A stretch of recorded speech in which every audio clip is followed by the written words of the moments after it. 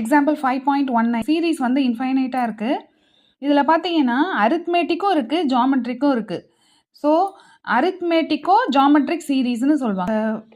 இந்த சீரீஸோட சம்மு கேட்டிருக்காங்க இல்லையா? ஸோ ஃபார்முலா பார்த்தீங்கன்னா limit n tends to infinity SN equal to a/1 - r + dr/1 - r whole square. ஆரோட value between -1 to 1 இருக்கும்னு சொல்லியிருக்காங்க. ஓகே, இதுதான் ஃபார்முலா. ஸோ ஏவோட வேல்யூ ஆரோட வேல்யூ எப்படி கண்டுபிடிக்க போகிறீங்கன்னா 1 + 4 × 1/5 அப்படி எடுத்துக்கோங்க, ப்ளஸ் 7 × 1/25 ப்ளஸ் 10 × 1/125 ப்ளஸ் எக்ஸெட்ரா. இது எப்படி நீங்கள் இப்படி தான் போடணும் அப்படின்னு கண்டுபிடிக்கிறீங்கன்னா, இப்போ நீங்கள் டிஃப்ரென்ஸ் பார்த்தீங்கன்னா வராது, அதே போல் ஃப்ராக்ஷனில் பார்த்தாலும் வராது.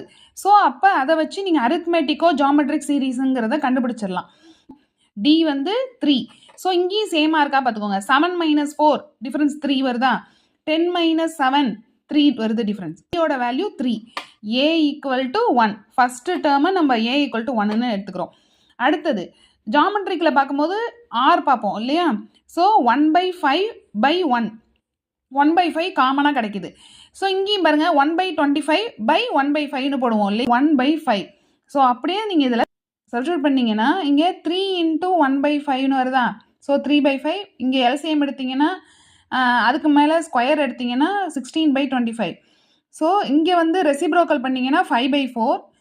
அடுத்தது இங்கே வந்து 3/5 × 25/16 வருமா? ஸோ கேன்சல் பண்ணிங்கன்னா 15/16 வருது. இங்கே எல்சிஎம் எடுத்திங்கன்னா 16. ஸோ மேலே நியூமரேட்டரில் ஆட் பண்ணிங்கன்னா 35/16. Okay, this is the answer. Thank you.